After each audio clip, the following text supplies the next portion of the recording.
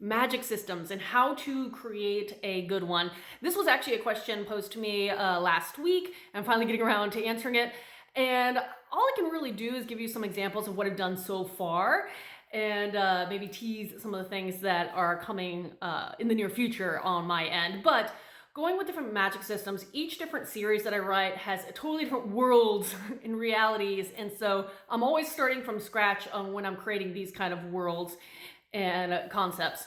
So starting with, I have to get used to, I'm actually inverted this for once, Asara's Claws, Lady in the Blue, part of my Dark Shifter fantasy. This was a series where it was very low magic, though high fantasy style, where you have shifters, but it's not a magical aspect, it's more of a biological aspect that you're born with.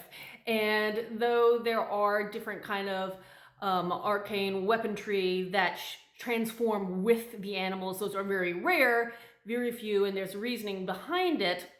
I deal with war gods and other kind of concepts in the series. A lot of the magic is very, very, very subtle, and it's more expressed through the fact the fantasy is we're dealing with shifters and the like. So that's, again, an example of low magic, more of a high fantasy style things. Same almost I can consider with the Guardian Speaker. You can kind of see them. I have to get used to this. There we go. And that is a dark Viking fantasy. And in this one, I pretty much utilized Norse mythology as a basis. So kept it true as close as I could to that source material. There are magical, you could argue, elements in it beyond the fact that they're gods and elves and everything. But I'm not dealing with a lot of people that spellcast, if you know what I mean.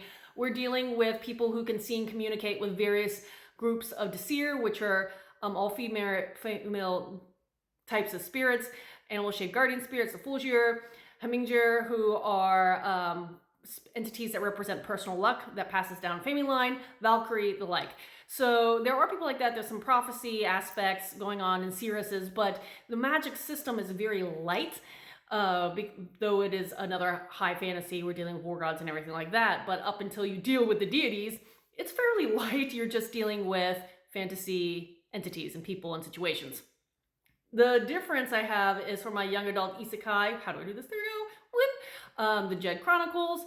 This one is a magical multiverse. So each world has almost its own ways to deal with magic. There are various peoples and creatures that have different levels and powers. And so I came up with a system of ranking based on magical prowess overall. And so there's a rank going upwards with stronger and stronger creatures and entities. But also there's different types of magic and users. So I have elemental steeds. So again, this kind of nature-based magic versus going to the world where I have wizards and witches and sorcerers and they do spell casting and potions. And so it's very different style magic there than you see on, the world with the elemental steeds. So I got to play with a lot of things in here.